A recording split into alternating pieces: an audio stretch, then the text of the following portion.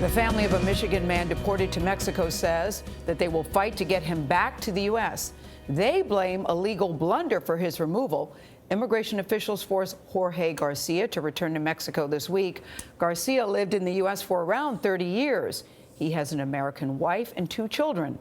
Werner is just back from Michigan, where she spoke with the family. And a lot of people talking about this story. Good morning. Yeah, good morning, Gayle. The Garcia family had been back and forth with immigration officials since the Obama administration. So although their concerns over deportation didn't start with the Trump presidency, the new administration's change in its approach to enforcement means those fears have now become reality.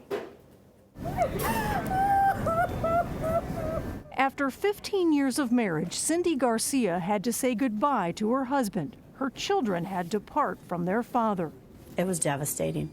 We did not want to let him go. We said our goodbyes. We told him we love you, we're going to miss you, but you don't want to let somebody go that you love.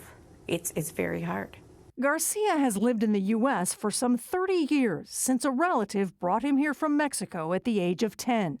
He and Cindy married in 2002 and began trying to get him on the path to citizenship through proper legal channels. But she says their first lawyer didn't follow the right immigration procedures. Diego Bonasotti is with Michigan United Legal Services. Jorge was exposed to ICE because of this application that should not have been filed. Garcia was ordered removed, but during the Obama administration, ICE granted stays several times while the couple worked to resolve his residency issues.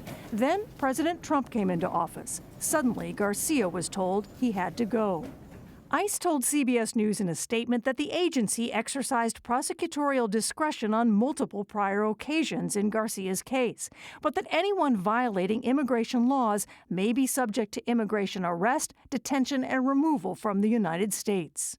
I understand that the president wants to protect our borders, but at the same time, if my husband was brought here as a child, he has no criminal record. Each individual case needs to be looked at because we tried to do the right thing. It's not like we didn't. We tried. So what do you say to people out there who say, well, you know what? He came to this country illegally, so tough luck. What I like to tell them is he came at 10 years old. So somebody brought him into the country. So there was nothing possibly that he could have done. There will be no ICE coming to the door to try to deport me because I am a U.S. citizen. There's nothing ICE can do to shut me up.